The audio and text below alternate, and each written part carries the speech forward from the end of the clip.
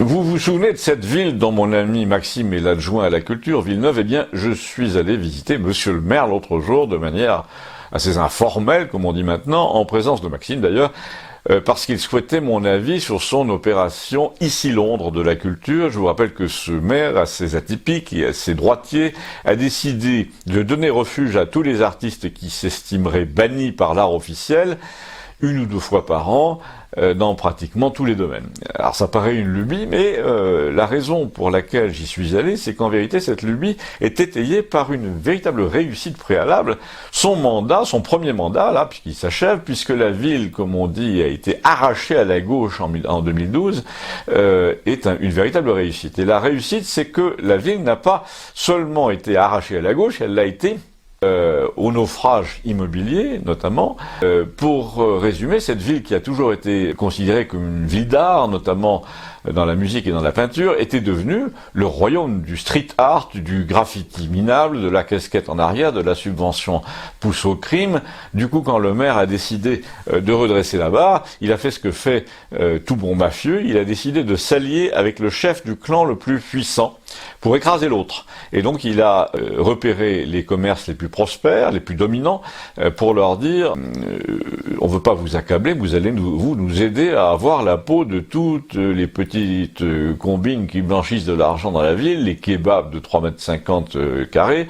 Vous n'avez aucun intérêt à laisser cette ville devenir un bazar du tiers-monde. Réfléchissez un peu, entre le musée, les traditions locales, les châteaux-hôtels, les cloîtres, les adresses de charme, eh bien vous avez une clientèle qui achète des vêtements, des souvenirs, de la porcelaine. Vous avez des appartements que vous louez en ce moment à des pauvres dans le centre-ville, et ben le prix diminue chaque année, ça ne fait pas vos affaires. Moi je vous propose de faire augmenter chaque année les loyers et donc le prix de cession des appartements, à condition d'assainir la ville, parce que la plongée du marché immobilier, c'est justement ça. Ce sont les appartements vétustes occupés par des gens qui n'ont pas le sou et qui payent pas d'ailleurs.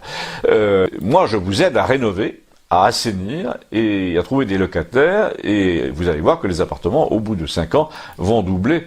Et bien c'est ce qui s'est passé, il avait raison, et il a tellement raison que 6 mois avant les municipales, on fait la queue dans son antichambre, je l'ai faite, donc une antichambre non rénovée avec une vieille moquette et des moulures dorées, et on vient voir quoi? Eh bien comment il s'est débrouillé pour redresser la situation.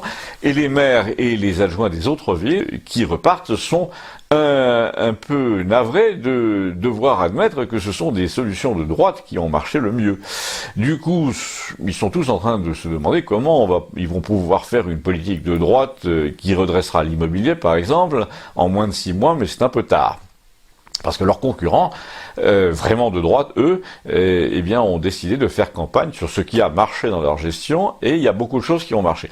Et donc j'y reviens, ce qui a fait ses preuves, ce sont les maires du Sud, notamment, parce qu'il n'est pas le seul à avoir fait ça, notre ami, là.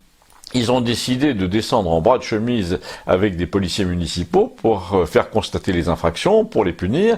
Et ça, ce sont des maires qui organisent des concerts symphoniques désormais gratuits dans les jardins, au lieu de spectacles de hip-hop. Ce sont ceux qui interrogent sans cesse la population, qui rétablissent les processions traditionnelles, les bénédictions, etc. Donc le maire de Villeneuve, ma ville modèle, là, est à la fois très en pointe et très curieux de tout ce qui peut marcher, et surtout très conscient qu'il va être le pivot, le point de mire dans la campagne qui s'annonce. Je vous raconterai tout ça parce que j'ai l'intention de rester dans la coulisse. Abonnez-vous, merci.